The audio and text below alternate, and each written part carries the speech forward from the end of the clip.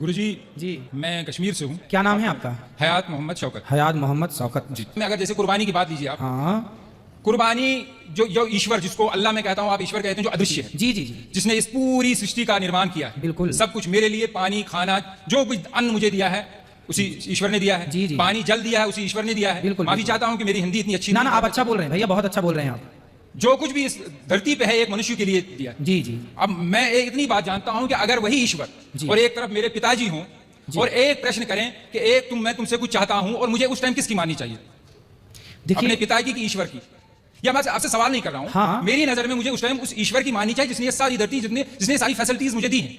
तो मेरा ईश्वर, मेरा अल्लाह मुझसे कह रहा है हाँ। कि देखो मैंने तुम्हारे लिए सब कुछ दिया, तुम्हारे इतने प्यारे माँ बाप दिए, सब कुछ दिया, और सब कुछ मेरा ही है। चाहे इस दुनिया में बकरी, जो भी जानवर भी है, वो भी मेरे हैं। अब तुमसे मैं कुछ मांगता हूँ, अच्छा, तुम मेरे लिए कुछ दान कर सकते हो। जी इंसान की नहीं मांग रहा, जो हमारे प्रॉफिट जो रह चुके हैं उन्होंने उनका अपने बेटे को दिया था। जी जी। मगर उसके बाद कहा गया है कि तुम मेरे लिए कुछ कर सकते हो। मैं तो उनके लिए, अपने अल्लाह के लिए जान भी दे सकता हूँ। जी जी। तो उसके बदले मैं जो हुक्म मिला है कि आप ऐसा कीजिए, ये दान किया कीजिए, तो ये सिर्फ इसलिए है कि एक प्रथा है कि मैं हमेशा हर पल तैयार हूं, जिसने मुझे इस दुनिया में लाया है, जो मुझे सब कुछ करता है, मैं उसके लिए सब कुछ कर सकता हूं। ठीक है, ये विचार है मेरे। सही है, सही तो है। मैं ये नहीं चाहता है कि कोई गलत मैसेज जाए। बिल्कुल बिल्कुल। देखिए, बात गलत और सही की नहीं है, बात तो पर्सनल, व्यक्तिगत। जैसे मैं आपसे एक सामान्य सवाल करूं, इस पर नहीं कि आपका मजहब क्या है, पंथ क्या है, धर्म क्या है। हम धर्म, मजहब, पंथ को थोड़ी देर के लिए अलग करके और एक इंसानियत के नाते, हम भाई भाई के नाते बात कर रहे हैं आपस में।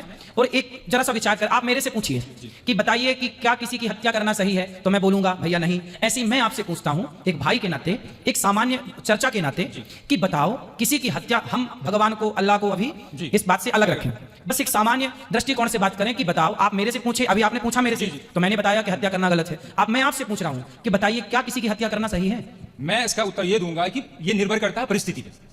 यहाँ जितने भी मेरे भाई मर्डर में आए हैं, किसी ने खुशी से नहीं किया। बिल्कुल। कोई परिस्थिति ऐसी उत्पन्न हुई, बिल्कुल, या कोई दुश्मनी थी, कोई किसी को। एक अभी आया है आखंड, जो हमारा हिस्सा है, 2 दिन पहले की बात है। हाँ।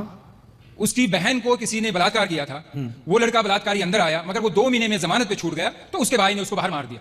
मैं ये नहीं करूंगा कि वो हत्या सही है, करना सही है, मगर परिस्थिति ऐसी होती है। और एक अफसोस की बात है, ये यहाँ में प्रशासन की, कौन से प्रशासन, जो बाहर का कानून व्यवस्था हमारी है, कि वहाँ गरीब बेचारा तो मारा जाता है, अमीर पैसा देके निकल जाता है। इस चीज को आपने भी देखा होगा। आपने अभी बताया कि जैसी परिस्थिति में किसी ने मर्डर कर दिया, परिस्थिति में किसी ने गलत किया, तो परिस्थिति में गलत कर दिया, पर यहाँ जितने लोग हैं, मैं आपसे भी पूछूं कि आप यदि किसी का मर्डर करके आए हैं, तो क्या यहाँ से जाने के बाद आप फिर वो गलती करेंगे? नहीं, तो अगर परिस्थिति वैसी, मुझे अगर कोई मारने आएगा तो मैं तो मारूंगा। हाँ, लेकिन यूं ही आप तो किसी की चढ़ाई नहीं करेंगे ना। ऐसे तो पागल नहीं है ना कि हम किसी को भी, जैसे कहा बस वही तो है कि मजबूरी थी। चींटी को भी पैर मतलब देख के, बिल्कुल बिल्कुल। फिर करोड़ों की कंपनियां ऑल आउट क्यों बेचती है? वो मच्छरों को मारने के लिए दवाई क्यों देती है? काकरोच को मारने की दवा क्यों देती है? उस पर बैन लगा दे फिर सरकार जी, क्योंकि वो तो दवाई बेचती है और करोड़ों रुपए कमाती है। फिर तो किसानों को, अगर यही है सनातन धर्म में कि नहीं मारना चाहिए, मैं अपने प्रधानमंत्री से अपील करता हूँ, गुजारिश करता हूँ कि ऐसी कंपनी को बंद कर दो जो इन जीव जंतु को मारने की दवाई दे। देखो, जितने की जरूरत है, जैसे हमारे यहाँ 5 जो छोटे छोटे पाप हैं, जैसे हम झाड़ू लगाते हैं तो बहुत सारी चींटियां मर जाती हैं। हम लोग बारिश, गर्मियों में घड़ा में पानी भरते हैं तो ठंडक के कारण बहुत सारी चींटियां आती हैं, मर जाती हैं। हम लोग लकड़ी और कंडा समझते हैं, गाय का सूखा गोबर, उसको ओपले बोलते हैं। क्या बोलते हैं आप? ओपले। जैसे घर में चूल्हा, आजकल तो गैस का जमाना है, आज के 100 साल पहले लोगों की रोटियां घर के चूल्हे पे बनती थी। चूल्हे पर लकड़ी और कंडा, ओपला लगाया जाता था। उस ओपले में बहुत सारे जीव जंतु होते थे कि नहीं? तो वो मारे जाते थे जब हम रोटी बनाते थे। तो ऐसे कुछ सामान्य पाप हैं जो हमसे नित्य होते हैं। जैसे हम चल रहे हैं, चींटियां मर जाती हैं। किसान खेत में चने बोता है, इल्ली लग जाती है तो दवाई का छिड़काव करके इल्लियों को मारना पड़ता है। मारना पड़ता क्योंकि वहां मारने की इच्छा नहीं है, वहां पर मजबूरी है। बात समझ रहे हैं? किसान यदि इल्ली ना मारे तो इल्ली पूरी फसल मार देगी। यदि आप लकड़ी और कंडे की, चींटी और लकड़ी और कंडे के जीवों के लिए सोचें तो आप भूखे मर जाएंगे, रोटी बना ही नहीं पाएंगे। तो जो सामान्य पाप होते हैं आपसे, हमसे, वो जानकर नहीं करते हम, वो मजबूरी है। बात समझ रहे हैं आप? वो मजबूरन करना पड़ता है। हम किसी को यूं ही नहीं मारेंगे, मजबूरन हमें, हमारी सेना बंदूक लिए घूम रही है ना, कि मजबूरन जरूरत पड़ने पर अटैक होगा। उसी तरह से हम जानबूझकर किसी को नहीं मारते, मजबूरी पे मारना पड़ता है। इल्ली को, मच्छर को, मक्खी को, उसी तरह मजबूरी है तो इनको मारा गया। हम बेवजह नहीं मारते किसी को। बात ये नहीं है कि आप क्यों मारते हैं, बात ये है कि वे वजह क्यों मारते हैं, बस बात ये है। वही मैं भी कह रहा हूं ना कि ये गलत धारणा है कि हमारे धर्म में शायद किसी को बिला वजह मारा जाता है। जी। ऐसी धारणा बाहर न जाए। हर धर्म, कोई भी धर्म नहीं सिखाता। हाँ, बस बात ताली बजा रहे हैं कि आपकी बात पे सही बात है, मगर किसी भी धर्म में, हमारे धर्म में अगर ये मुझे एक जिसको लाइफ साइकिल कहते हैं, जी, जी। जीवन चक्र, जी। कि ये चीजें हैं, अगर पेड़ काटना भी पाप है, हाँ, मगर रबर, अगर पेड़ ना काटा जाए, रबर ट्री जो होता है, तो गाड़ियों के टायर नहीं बनेंगे। बिल्कुल बिल्कुल, जिस वो आवश्यकता है, जिस गद्दी पे आदमी आवश्यकता है, बिल्कुल। तो रीजन है। मगर जब मारा जाएगा, जब वो जानवर काटा जाएगा, तभी उसकी खाल निकलती है, तभी उसको बहुत से लोगों का जीवन चलता है, जूते चमड़े का कारोबार ये सब चलता है, तो उसी ऊपर वाले ने दिया है। उसी ने अगर हमें परमिशन दी है कि आप इसको मार के कुर्बानी या खा सकते हैं, तो इसमें मेरी नजर में कोई गलत बात नहीं। ठीक है, आप यदि रीजन दे रहे हैं तो मैं रीजन, मैं आपकी बात को काट नहीं रहा हूँ, साइंटिफिकली एक प्रूफ है। हाँ। गुरुजी आखिरी बात कर रहा हूँ, जी जी जी, कि जो शाकाहारी जानवर होता है, उसके जो टीथ होते हैं, दांत होते हैं, वो सपाट होते हैं, और जो मांसाहारी होता है, चाहे वो कुत्ता हो चाहे वो शेर हो, जो मांस खाता है, जी, जी। उसके 4 दांत नोकीले होते हैं। जी। मगर ऊपर वाले ने मनुष्य को भी 4 नोकीले दांत दिए हैं। रीजन यही है कि अगर सिर्फ दुनिया में, सिर्फ मैं मुसलमानों की बात नहीं कर रहा हूँ, अमेरिका में क्रिश्चियन है, जूस हैं, जितने भी धर्म हैं, सब में खाया जाता है। क्या मांस? जी, नहीं तो मांस खाया, हर किस्म का मांस खाया जाता है। मुसलमानों के बारे में एक चीज जो खटकती है कि मुसलमान गाय का गोश्त क्यों खाते, उनका सवाल है। मैं पहले बोलना चाहता हूं भाई साहब आनंद जी कि एक मुसलमान अच्छा मुसलमान रह सकता है 100% शाकाहारी होने के बाद भी। A Muslim can be a good Muslim even by being a pure vegetarian. शुद्ध शाकाहारी होने के बाद भी एक मुसलमान 100% अच्छा मुसलमान रह सकता है। लेकिन क्योंकि अल्लाह सुब्हानहू व तआला, हमारा रब, हमारा खालिक, कुरान मजीद में अल्लाह ताला फरमाते हैं, सूरह माइदा में सूरा नंबर 5 आयत नंबर 1 में अल्लाह ताला फरमाते कि आप उन 4 पायों जानवरों का गोश्त खा सकते हैं जिनकी हमने इजाजत दी है।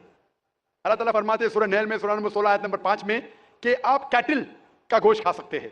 कुरान में जिक्र आता है सूरह मोमिनून में सूरा नंबर 23 आयत नंबर 21 में कि आप कैटल में से आपको मिलता है दूध, उनमें से मिलती है आपको गर्मी, और आप इनका गोश्त खा सकते हैं। तो जब अल्लाह सुब्हानहू व तआला, हमारा खालिक, हमारा मालिक कहता है कि आप गोश्त खा सकते हैं, तो क्यों हमें नहीं खाना चाहिए?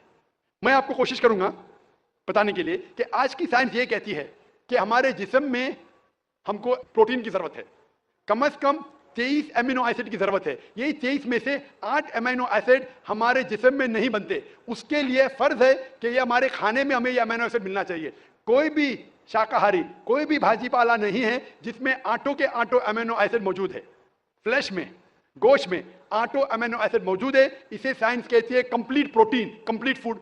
आज साइंस ये कहती है कि फ्लैश फूड में, गोश्त में प्रोटीन है, नियासिन है, विटामिन B1 है, इससे सेहत अच्छी बनती है।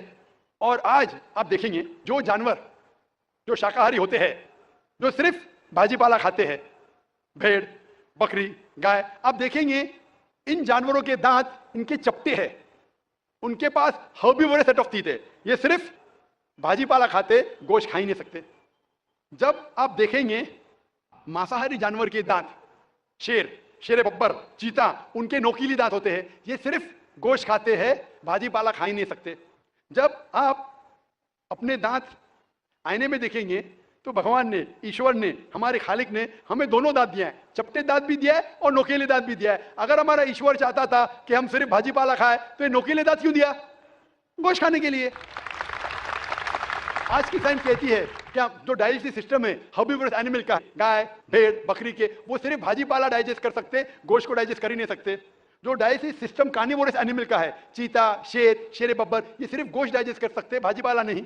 लेकिन हम इंसानों को अल्लाह ताला ने, हमारे ईश्वर ने स्मॉल इंटेस्टाइन भी दिया है, बिग इंटेस्टाइन भी दिया है। हम भाजी पाला भी डाइजेस्ट कर सकते हैं, गोश्त भी डाइजेस्ट कर सकते हैं। अगर हमारा ईश्वर चाहता था कि हम सिर्फ भाजी पाला खाए, तो हमें ये डाइजेस्टिव सिस्टम क्यों दिया जो गोश्त को भी डाइजेस्ट कर सकता है?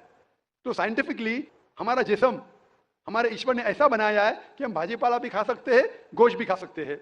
और बहुत लोगों को गलत फहमी है कि हिंदू मजहब में गोश्त खाने की ममानियत है। भाई आप हिंदू है ना? आपके नाम से लगता है हिंदू है। हिंदू है ना सर? जी हिंदू ही है। आप हिंदू है ना? हाँ हाँ बिल्कुल सही, आपके नाम से लग रहा है, आनंद आपका नाम है, आप हिंदू है। आपको गलत फहमी होंगी कि हिंदू मजहब में गोश्त खाना हराम है। आप जब हिंदू मजहबी किताब पढ़ते हैं, आपकी मजहबी किताब में लिखा है कि गोश्त भी खा सकते हैं, मांस भी खा सकते हैं और बीफ भी खा सकते हैं, गाय का गोश्त भी खा सकते हैं। आप जब पढ़ेंगे मनुस्मृति चैप्टर नंबर 5 अध्याय नंबर 5 श्लोका नंबर 30 में लिखा है कि अगर खाने वाले जानवर, अगर खाने वाले मखलूक उस चीज को खाती है जो खाने वाले जानवर है, तो आप कोई गुनाह नहीं कर रहे, क्योंकि ईश्वर ने कुछ मखलूक को बनाया है खाने के लिए और कुछ मखलूक को खा जाने के लिए। Some to eat and some to be eaten. तो अगर आप खाने वाले जानवर खाते हैं तो गुनाह नहीं कर रहे। लिखा है मनुस्मृति में अध्याय नंबर 5 श्लोका नंबर 31 में कि अगर आप पूजा के लिए जानवर को कत्ल करते हैं तो कोई गुनाह नहीं करते। लिखा है मनुस्मृति में अध्याय नंबर 5 श्लोकान नंबर 39 और 40 में कि ईश्वर ने कुछ जानवर को बनाया है पूजा के लिए, सैक्रिफाइस के लिए। तो killing in sacrifice is not killing, तो कत्ल करना पूजा में कत्ल नहीं है। तो मनुस्मृति के मुताबिक आप गोश्त खा सकते हैं। फिर आप जब मुताला करेंगे महाभारत का, महाभारत में अनुशासन पर्व में अध्याय नंबर 88 में युधिष्ठिर, पांडव के 5 भाई थे, आपने युधिष्ठिर का नाम तो सुना होगा। युधिष्ठिर जो पांडव के 5 भाई थे, युधिष्ठिर पांडव में सबसे बड़ा भाई था। वो पूछता है भीष्म से कि हम यज्ञ में, पूजा में क्या खाना दें ताकि हमारे परदादा खुश होंगे। तो भीष्म कहता है अगर हम यज्ञ में, पूजा में चावल, बार्ली, सेब, भाजीपाला देंगे तो हमारे परदादा 1 महीने के लिए संतुष्ट रहेंगे। अगर हम मछली देंगे तो 2 महीने के लिए, अगर गोश्त देंगे 3 महीने के लिए, अगर खरगोश देंगे तो 4 महीने के लिए, अगर बकरी देंगे तो 5 महीने के लिए, अगर सुअर देंगे तो 6 महीने के लिए, अगर परिंदा देंगे तो 7 महीने के लिए, अगर हिरन देंगे तो 8 महीने के लिए, अगर बैल देंगे तो 11 महीने के लिए, अगर गाय देंगे तो पूरे 1 साल के लिए हमारे परदादा संतुष्ट रहेंगे। 1 साल। क्या दूध की बात कर रहे हैं सर? आप बफेलो देंगे, बफेलो तो 12 साल के लिए, अगर राइनोसेरस देंगे या रेड मीट, लाल गोश्त, तो हमारे परदादा हमेशा के लिए संतुष्ट रहेंगे। पूरा मेन्यू है महाभारत में, हिंदू किताब में पूरा मेन्यू है। क्या चाहते हैं? भाजीपाला, मछली, गोश्त, खरगोश, हिरन, बीफ, बड़े का छोटे का सब है। आप अगर वेद पढ़ेंगे, वेद में भी लिखा है कि संत और साधु गोश्त खाते थे, गाय का गोश्त भी खाते थे। फिर आप क्यों कहते हैं कि गोश्त खाना हराम है? क्योंकि बहुत से हिंदू लोग बाकी मजाहिब से प्रसन्न हुए। मजहब से प्रसन्न होने के बाद कुछ मजहब मानते अहिंसा में, और वो समझते हैं कि जानवर को कत्ल करना गुनाह है। क्यों? क्योंकि जानवर में जान है, भाजीपाला में जान नहीं है, पेड़ पौधों में जान नहीं, इसलिए भाजीपाला खाना गलत नहीं है लेकिन जानवर खाना गलत है। आज साइंस तरक्की कर चुका है और हम जानते हैं कि पेड़ पौधों में भी जान है। तो उनकी लॉजिक जरा बदल गई। हाँ हाँ जाकिर भाई, हम जानते हैं पेड़ पौधों में जान है, लेकिन पेड़ पौधे उनको दर्द का एहसास नहीं है, उन्हें दर्द नहीं होता। पेड़ पौधों को दर्द नहीं होता है और जानवर को दर्द होता है, इसीलिए जानवर खाना बड़ा गुनाह है, पेड़ पौधे खाना कम गुनाह है। आज साइंस फिर से तरक्की कर चुका है। तरक्की करने के बाद साइंस ये कहती है कि पेड़ पौधों को भी दर्द होता है, लेकिन उनकी दर्द की आवाज आपको सुनाई नहीं देती। हम इंसान सिर्फ 20 साइकिल्स और 20,000 साइकिल्स के दरमियान फ्रीक्वेंसी में सुन सकते, इसके नीचे, इसके ऊपर नहीं सुन सकते। वो चीखते हैं लेकिन हमें उनकी आवाज सुनाई नहीं देती। तो एक शख्स ने मुझसे सबसे ज्यादा बहस किया और कहा कि जाकिर भाई, मैं मानता हूं कि पेड़ पौधों में जान है, पेड़ पौधे को दर्द होता है, लेकिन पेड़ पौधों में सिर्फ 2 या 3 सेंसेस है, जानवरों में 5 सेंसेस है, इसलिए जानवर का कत्ल करना बड़ा गुनाह है।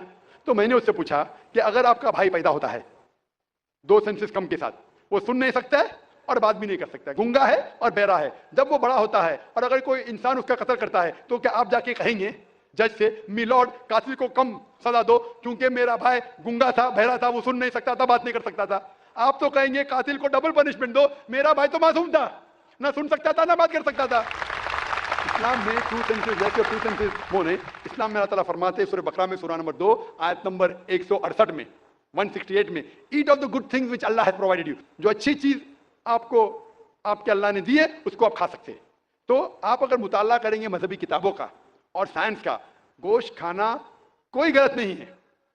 और मुझे खुसूसन कोई गिला शिकवा नहीं अगर गैर मुस्लिम, अगर हिंदू गोश्त नहीं खाते, मुझे कोई गिला शिकवा नहीं, क्योंकि अगर सब हिंदुस्तानी गोश्त खाने लगेंगे तो हिंदुस्तान में गोश्त का भाव बढ़ जाएगा। आज महंगाई का जमाना है, पेट्रोल का भाव बढ़ रहा है, सब हिंदुस्तानी गोश्त खाने लगेंगे तो गोश्त का भाव भी बढ़ जाएगा। तो मुझे कोई गिला शिकवा नहीं आप अगर गोश्त नहीं खाते, लेकिन अगर आप ये कहेंगे कि गोश्त खाना गलत है तो आपको आपकी मजहबी किताबों के बारे में नहीं पता है और साइंस का भी नहीं पता है। अगर आप कहेंगे किसी की जान नहीं लेना चाहिए तो आप 2 मिनट भी जी नहीं सकते। हम जो सांस ले रहे हैं ये जर्म्स है, जर्म्स में भी जान है, आप सांस लेने से उनका कत्ल कर रहे हैं तो आप जी नहीं सकेंगे। इस्लाम में यह है कि जो चीज की इजाजत है